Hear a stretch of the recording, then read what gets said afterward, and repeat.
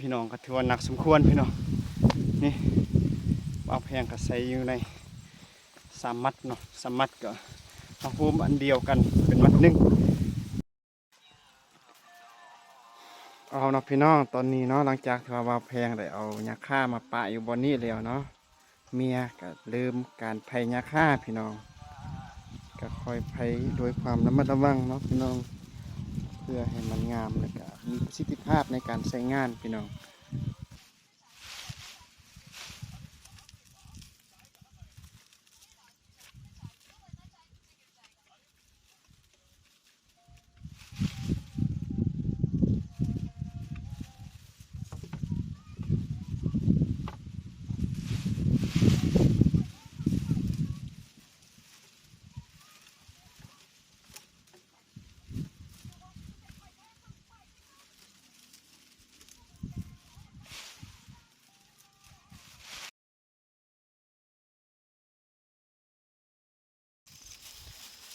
กราบทักทายสบายดีและสวัสดีครับพ่อแม่พี่น้องเนาะบอกว่าจะอยู่ในหรือว่าต่างประเทศก็ขอต้อนรับเข้าสู่ซองของบ่าวแพงเราเนื้ออีกคือเก่าคือเดิมพี่น้อง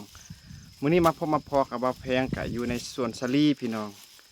เพราะว่ามื้อนี้ก็สิพาพี่น้อง FC เฮาทางบ้านเนาะไปเอาหญ้าค่าที่ว่าเฮาเกี่ยวในช่วงแล้วหั่นเนาะพี่น้องเพราะว่ามันก็เริ่มแห้งแล้วเนาะเฮาก็สิพาพี่น้องเฮาไปเอารถจักรเนาะไปต่างไปค้นมาปะอยู่เราสลีอยู่สวนสลีอีกบอนหนึ่งเนาะหลังจากนั้นเราก็สิไผ่หญ้าค่าเนาะพี่น้องไปไผ่ไปซานเพื่อสิเอาไปมุ่งเราสลีบอนที่มันยังบ่แล้วเนาะพี่น้องเพราะว่างบของเรามันยังบ่พอเนาะเราใส่สังกะสีแต่ว่างบของเรามันมีน้อยเนาะเราก็เลยจะใส่หญ้าค่ามุ่งต่อเนาะพี่น้องเอาเป็นว่าสิเป็นจังใดกะสิพาพี่น้องเราไปเบิ่งนำกันเลยพี่น้องเอาเนาะพี่น้องตอนนี้เนาะแพงกันได้มาฮอดบอนที่ว่าบ่าวแพงและเมียเนาะได้เกี่ยวหญ้าค่าปะแล้วเนาะพี่น้องแต่ว่าก่อนที่เอาหันกะสิพาพี่น้อง MC เฮาทางบ้านเนาะพี่น้องไปเบิ่งภาพหรือว่าวิวธรรมชาติอยู่ในหมู่บ้านหรือว่าชนบทลาวเหนือเนาะบอนที่ว่าบ่าวแพงอยู่อาศัยเนาะพี่น้องก็สังเกตเบิ่งไปนำกันเลยพี่น้องเนาะเพราะว่าฝากนั่นพี่น้องก็คือเป็นไฮภูเขาพี่น้องเนาะไฮภูเขาของชาวบ้านเนาะที่ว่าอยู่บ้านใกล้เคียงกับบ่าวแพงเนาะพี่น้องสังเกตเบิ่งเข้าเนาะกับเป็นแต่ผู้สูงๆพี่น้องเนาะสังเกตเบิ่งหน่วยผู้หน่วยใดก็แม่นแต่หน่วยผู้สูงสันสมควรพี่น้องเวลาไปเอาก็สิได้ใส่แรงงานกันเนาะเวลาเราไปเก็บเกี่ยวก็ต้องได้ใส่แรงงานเอานำกันนำพี่นำน้องเนาะหลายๆคนมาเอานำกันพี่น้องจึง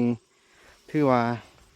เอาได้เนาะพี่น้องคันเฮาเฮ็ดผู้เดียวหรือว่าเฮ็ดในภายในครอบครัวก็ถือว่าเฮาสิบ่ร้อนพี่น้องเพราะมันหนักเนาะเฮาต้องได้แบกขึ้นอยู่ในจอมพูพี่น้องเพื่อไปหาบอนที่ว่ามีเส้นทางรถมาฮอดจอดถึงเนาะพี่น้องสังเกตเบิ่งนำกันการดำรงชีวิตก็ค่อนข้างยุ่งยากลำบากพี่น้องเพราะว่าเฮาอาศัยอยู่ในชนบทลาวเนาะทางภาคเหนือก็บ่ค่อยมีทงเพียงพี่น้องแม่นส่วนหลายก็เนื้อที่90%ก็เป็นผู้เพียงเนาะผู้เพียงหรือว่าผู้สูงเนาะเป็นผู้ดอยเนาะส่วนหลายการดำรงชีวิตก็อิงใส่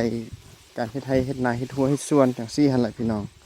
ตอนนี้เนาะแพงก็ได้มาฮอดบอนที่ว่ามีหญ้าคาแล้วพี่น้องเนาะป่าหญ้าคาเราก็สิได้เอา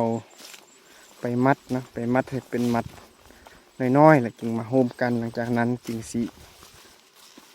เอารถจักรต่างเมื่อบานพี่น้องเอาเนาะพี่น้องตอนนี้แพงก็ได้มาฮอดบอนที่ว่าบ่าวแพงและเมียเนาะได้เกี่ยวหญ้าคาแล้วก็ตากแดดไว้พี่น้องสังเกตเบิ่งเนาะก็หลายๆอยู่พี่น้องเนาะเพราะว่าเขาก็ตากแดดมาหลายมื้อแล้วเนาะบางน้ำมันก็เริ่มแห้งแล้วพี่น้องเนาะสังเกตเบิ่งมันเริ่มแห้งหมดแล้วเนาะและอันนี้ก็คือตอกเนาะพี่น้องเขาก็สิเอาตอกไปมัดให้มันเป็นมัดน้อยๆเนาะหลังจากนั้นเขาจึงมาโฮมเข้ากันพี่น้องหลังจากโฮมเข้ากันแล้วเนาะเขาจึงจะได้แบกไปปะบอนที่ว่ารถจักรเข้ามาฮอดเนาะพี่น้องเพราะว่ารถจักรกับบ่ฮอดบอนนี่เนาะบ่มีเส้นทางรถเนาะมาฮอดเขาก็จำเป็นต้องได้แบกเนาะหลังจากแบกไปฮอดหันเขาจึงสิใส่รถจักรเนาะเป็นพาหนะในการต่างหรือว่าขนส่งเนาะหญ้าคาที่ว่าเขา เกี่ยวเพื่อเฮ็ดเหล้าซาลี่เนาะพี่น้องเอาตอนนี้เนาะเอาก็ขออนุญาตนำพี่นำน้องเนาะเฮ็ดเวียกของเฮาก่อนเนาะหลังจากนั้นเฮาก็สิได้โอลมกันต่อพี่น้องป้าเมื่อยพี่น้องเนาะตอนนี้แพงก็ได้มัดเนาะพี่น้องเป็นมัดน้อยๆจังสี่เนาะมัดน้อยก็น้อยบ่น้อยเลยพี่น้องเพื่อใหญ่สมควรพี่น้องนี่ทั้งหมดมีอยู่6 มัดพี่น้อง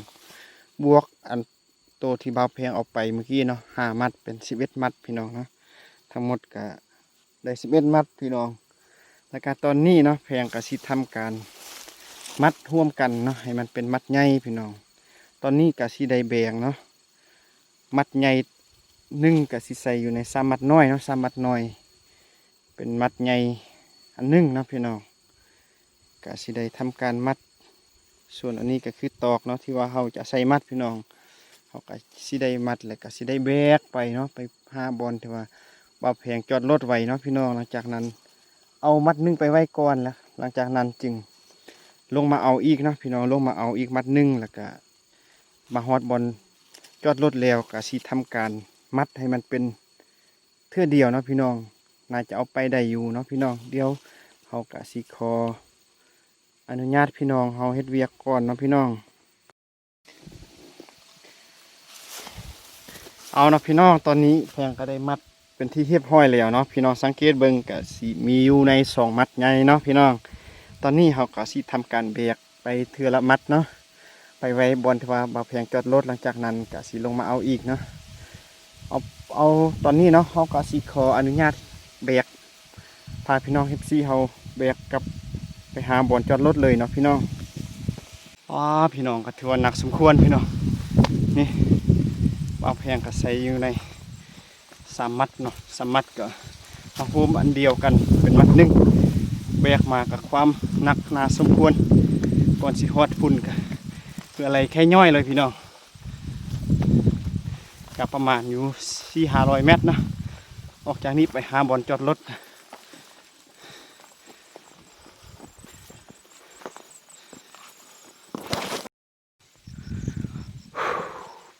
พี่น้องตอนนี้เนาะบ่าวแพงก็เอามัด1เนาะไปปะบ่อนจอดรถแล้วเนาะหลังจากนี้บ่าวแพงก็สิทำการไปเอาอีกมัด1พี่น้องเนาะไปเอาอีกมัด1แล้วก็มาโฮมเข้ากันหลังจากนั้นจึงใช้รถจักรต่างไว้เนาะต่างไปหาบ่อนเราซาลี่บ่อนที่เราจะไผ่ยาค่าเนาะพี่น้องตอนนี้ก็กำลังย่างไปหาอีกมัด1พี่น้องไข่แดดเนาะมื้อนี้มีลมแดดแล้วก็ฟ้าบดพี่น้องขณะมีแดดออกว้าตายพี่น้องอันนี้ยังไข่เนาะฟ้าบดแล้วก็มีลมพัดเย็นๆอีกพี่น้องเอาละพี่น้องตอนนี้ก็ได้มาฮอดบอนที่ว่าหญ้าคาที่ว่าเขามัดปะเป็นที่เรียบร้อยแล้วพี่น้องก็ที่ว่าเป็นเที่ยวสุดท้ายเนาะรอบสุดท้ายสำหรับการที่เขาสิแบกหญ้าคาเนาะพี่น้องเดี๋ยวสิให้พี่น้องเขาได้เบิ่งนี่ก็ถือเป็นมัดเที่ยวสุดท้ายพี่น้องตอนนี้เขาก็สิทำการเอาเลยพี่น้องเด้อพี่น้องช่วยกันคันว่าเขามี2 คนเนาะเมื่อกี้เมียก็มาสิมาเอาแต่ว่าแต่ว่ามีลูกมานำเนาะบ่มีพายุนำลูกชายเนาะก็เลยเมียก็อยู่เฝ้าลูกอยู่เราซาลี่อยู่พุ่นเนาะพี่น้องให้บ่าวแพงมาเอาคนเดียวพี่น้องเอานะพี่น้องตอนนี้เราก็ได้ทำการมัดใส่รถแล้วนะพี่น้องเพื่อจะต่างไปไว้บนที่ว่าเราจะพยาค่าเนาะพี่น้องก็ถือว่าสำเร็จเรียบร้อยเนาะตอนนี้เราก็ที่ทำการเอาเมื่อเลยเนาะพี่น้องสังเกตเบิ่งป้อความหนักเนาะพี่น้องบัวสิไปใดหรือบ่เนาะพี่น้องหนักก็หนักยาวก็ยาวอีกพี่น้อง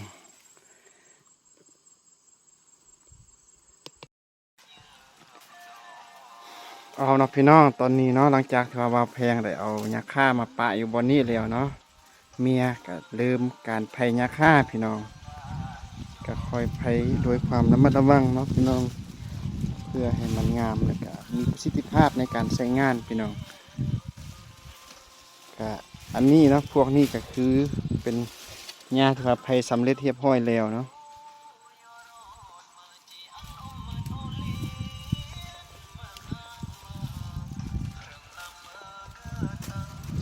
อันนี้ก็คื คือภูมิปัญญาชาวบ้านพี่น้องที่ว่าอาศัยอยู่ในชนบทเนาะเมื่อเศรษฐกิจเฮามีน้อยเนาะงบเฮาบ่พอเฮาก็จำเป็นเข้าไปอยู่ในธรรมชาติเพื่อซอกหาเนี่ยเฮ็ดเฮือนเฮ็ดซ่านเนาะพี่น้องก็คือวิถีชีวิตของคนอยู่ในชนบทเนาะที่ว่าพ่อแม่หรือว่าบรรพบุรุษของเฮาเคยพาเฮาเฮ็ดมาแต่สมัยบูรณาการมาเนาะพี่น้อง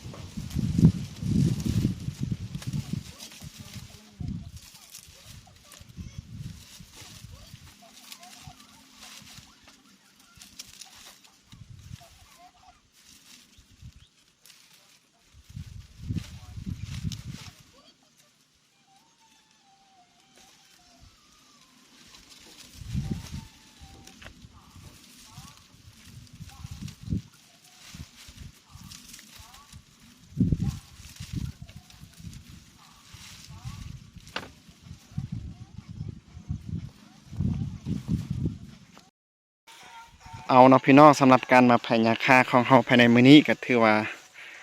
ยังบ่แล้วเทื่อเนาะพี่น้องมื้ออื่นก็สิมาสืบต่อเนาะมื้อนี้ก็ได้ประมาณ10ปลายไผเนาะพี่น้องก็สิพักก่อนมื้อหน้ามื้ออื่นเนาะจึงสิมาสืบต่อเฮ็ดอีกพี่น้องอันนี้ก็คือสิ่งที่ว่าเฮาได้ภายในมื้อนี้เนาะพี่น้องเอาเนาะพี่น้องสำหรับการมาเฮ็ดเวียกของเฮาในมื้อนี้ก็ถือว่าเฮาก็สิได้จุส่ำนี้เนาะมื้ออื่นจึงสิมาเฮ็ดเวียกต่อเนาะ และสุดท้ายก็ขอฝากซองอีคือเก่าคือเดิมพี่น้องบอกว่าจะเป็นพี่น้องฟังลาวฟังไทยและก็พี่น้องฟังอเมริกาเนาะถ้าได้เห็นคลิปของเฮา